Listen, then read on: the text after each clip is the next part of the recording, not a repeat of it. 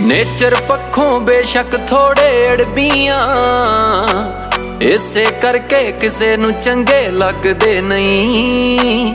जो भी दिल विच होवे सिद्धा कह दईदा, झूठ बोल के किसे दे दिल नू ठगदे नहीं।